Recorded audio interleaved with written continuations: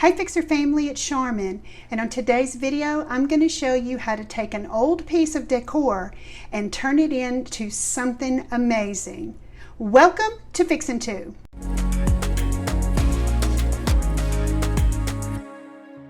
So here's the piece we are going to make over, and I've had this for a minute, and I believe it was my daughter's at one time, and it is a nice size piece of decor. It is a 19.5 inches tall by 22 inches wide if you want to use scrap wood to make this. Let's get started. So the first thing I did is I took it out and went ahead and sanded it down, and I'm going to be using this Bear, and why I have it upside down I don't know, but this is paint I've had on hand for a while. It is a paint and primer in one, and one of the things that I realized here was that when I had a little bit of water on my hands or something and I got it wet. And when I was actually sanding this, I thought it was kind of funny the way that it was feeling, and realized it was paper. I actually thought it was painted on, and it was paper.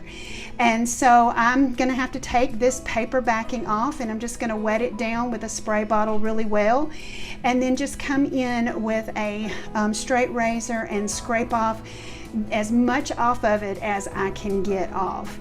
And it came off pretty well. I mean, it still left a little bit on there, but then I take it back out after it's completely dry from being wet and go ahead and sand it down even better. Now that it is completely dry and sanded down, it is time to paint.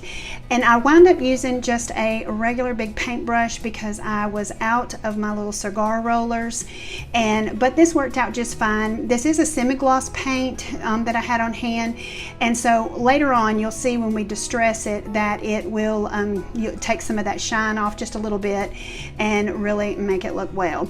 So basically I'm just going in and I'm going to paint this really good with the first coat, let it dry, and then go in and paint a really good second coat, and then it will be ready to put the stencil on. So here is the first layer of a stencil that I did, and of course I had to split it and kind of create it in twos and then put it together like a puzzle. But you'll see that these are the other 4 pieces that I'm going to be using. So it is a layering process, step by step, but super simple. So we first put down the first stencil, which is, of course, you see the circle with the M, and yay, I got some a new roller here. And so I'm just going to go in and I'm going to use the white paint originally to go over the stencil with the first time. And what this will do is this will help to create a seal, as well as if there is any bleeding whatsoever, it bleeds the original color. So you should give you pretty good crisp lines. So I'm going to be using some Apple Barrel black flat or matte paint. And as you see, I also went around the edges here with some painter's tape just to make sure I didn't get any black where it didn't need to be. And of course I just go in with a dabbing motion with my sponge paint brush, whatever you want to call it, and just fill it in really well. And I do go back in and do a second coat with this because the first coat kind of leaves a little bit of, I don't know, I guess you kind of say a little bit of white showing through. So once that was done and it is good and dry, and you see I went in after the M and I put in the bottom part there with the established 1990, and did that the same way that I did the M. So now it's time for the next layer here. And this is just, again, I'm using contact paper, which is not really the best stencil to use, but it does work. You just have to work with it just a little bit more. But you'll see how it's going to be all laid out with miles over the M and then V and family as it lays out there. And I'm going to be using this Sage acrylic paint. It also is in a matte finish and everything, and the matte finish really does, when we get ready to distress this, it makes it really look weathered or worn, you should say. So just peel the backing off, get it on there, making it centered as possible. I just really eyeballed most of these. The M I put down, I did measure the edges to make sure I got it pretty centered there, but the rest of this, I'm just doing it as just eyeballing it best I can. Now that we have the stencil down with this first one, I'm going to use the same technique like I did with the M. I'm going to use the white even over the black.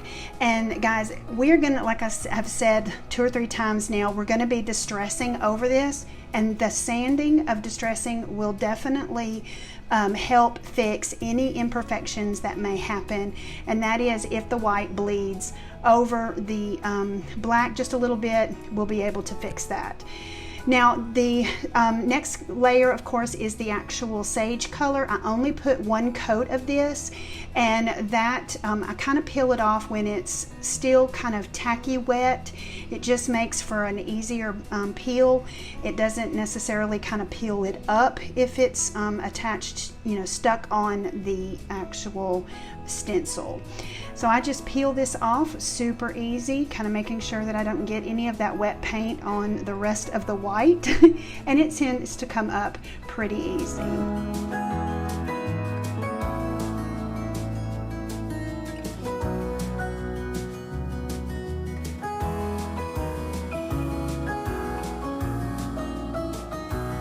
Now you will see that I go over a couple of spots that did get missed, or there was, you know, paint just was kind of thin and everything, with a small paintbrush, just touching up a few spots there.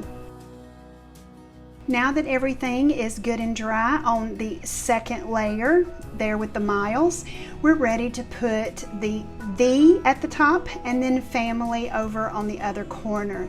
And it's just simply the same way. The reason that I wanted to wait until it was, of course, completely dry is with that stencil and the contact paper backing and everything being sticky, I didn't want to risk pulling it up. And again, I just eyeball it. Once we get it on there and get it good and dry, it's ready to take it out, and I'm using my palm sander going around the edges there and then over the paint. And this is, of course, as much or as little distressing, or if any at all, that you want to do. And I have just put the sander in just a little spot here and there and really made it my own.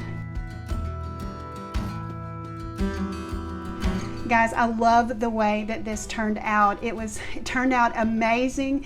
It looks very distressed. It has hangers already on the back of it because it is a previous decor piece. But you can put a rope across the top to hang it. You can put the sawtooth hangers on the back, whatever you would like, or embellish it even more. Well guys, I'm so glad you joined me today, and if this is the first time you're joining me, welcome. I'm so glad that you're here. Make sure that you hit that subscribe button and the notification bell so that you're notified each time I upload new videos. Now everybody, make sure you're checking the community tab because I have all kinds of announcements that I'll place there, and I wouldn't want you guys to miss a single thing that's going on here on Fixin' To. And if nobody has told you today, you are absolutely amazing, and I'm so glad that you're a part of the Fixer family. Always remember to keep looking up, because that's where it all is, and I'll see you on the next video.